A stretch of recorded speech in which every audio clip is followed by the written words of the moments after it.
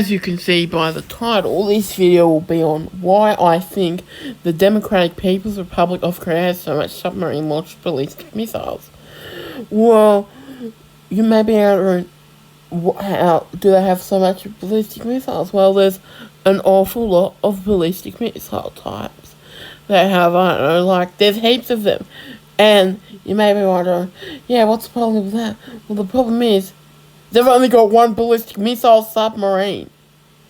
And it only has one missile tube. Yes, that is right. They've got all these ballistic missile types for submarines. And they can only use one tube.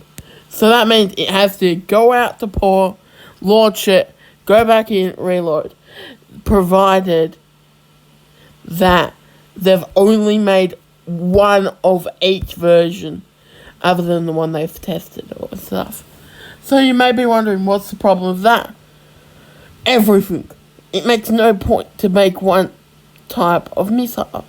Of course, I've got a theory on why this is. And it's not because North Korea's planning to build more submarines. As far as I'm sure, there's 2 more submarine-launched ballistic missile submarines they're making. And let's say they're planning to make a massive one with multiple launch tubes. That is not why I think they're making so much. Nor is it that they're just doing interactive design. I think it's because they've got underwater missile silos. Which is pretty smart when you think about it, because, well, it's an underwater missile silo. It's not like you can launch a missile to destroy it. You have to go one that destroys. It's an anti-submarine. Or it's pretty much the benefits of having a stationary missile silo and a submarine to launch your missiles. So you simply put one off the coast, a submarine launch platform, put the missile there, and launch.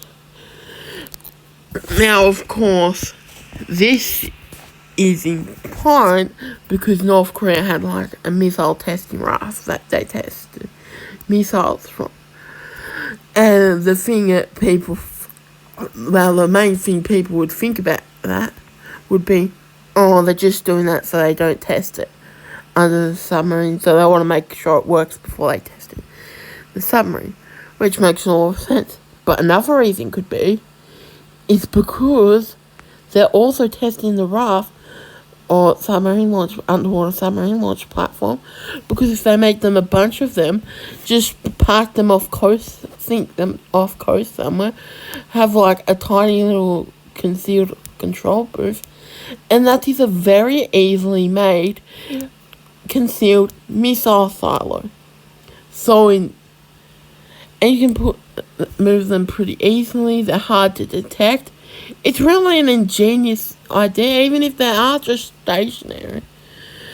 And even if America knows where it is, they've still got to destroy it. And as far as I'm sure, there's not any long-range anti-submarine missiles. And yes, they've got penetration ones, but it's water.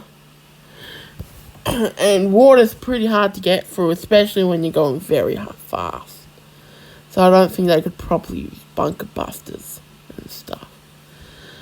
And it's not like they can use camera on the thing to get very accurate. So yeah, they're pretty much indestructible. So that's my theory on why North Korea has so many submarine-launched ballistic missiles, and that is all.